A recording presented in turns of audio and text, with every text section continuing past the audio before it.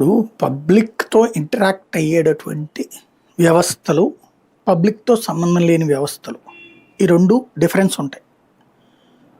అవును. మనదైన ముద్రేసుకోవాలి అని జగన్మోహన్ రెడ్డి ఏం లెక్కేసుకున్నాడు? ఒక ఏరియాలో ఏరియా ఆస్పత్రులు, అట్లాగే హ్మ్. దాన్నేమంటారు విలేజ్ క్లినిక్సు, సచివాలయ గ్రామ సచివాలయాలు, రైతు వార్డు భరోసా కేంద్రం. సచివాలయాలు, హ్మ్. రైతు భరోసా హ్మ్. కేంద్రాలు, అట్లాగే ఇంటి అవును. దగ్గరికే రేషను, 104 ఇంటి దగ్గరకు వచ్చి టెస్ట్ చేయటం, అట్లాగే వాలంటీర్ అవును. ఇంటికి వచ్చి పనిచేయడం. ఇది తనదైనటువంటిది పబ్లిక్‌తో నేరుగా ఇంటరాక్షన్. ఆ హ్మ్. పబ్లిక్ జీవితాలలో ఇమ్మీడియట్‌గా తన మార్క్ రావాలి. ఒకటి వాళ్ళ విద్యలో హ్మ్. నాడు నేడు స్కూళ్ళు బాగు చేయడం దగ్గర నుంచి కూడా ఇమ్మీడియట్‌గా అదేదో నేను చేస్తాను అనే మాటలు కాకుండా తను చేతల్లో అమల్లోకి తెచ్చేసాడు. అది హ్మ్. దశల వారీగా కాదు. ఇమ్మీడియట్‌గా స్టార్ట్ హ్మ్. చేసేసాడు. దశల వారీగా పెరుగుతా పోయి అయ్యి.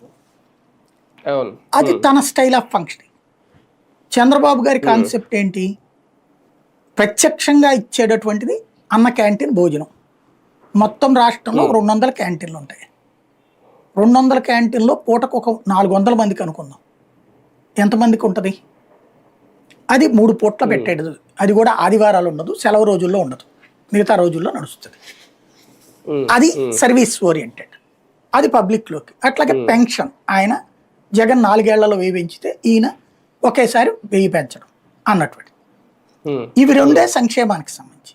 మిగతాది ఆ తల్లికి వందనమా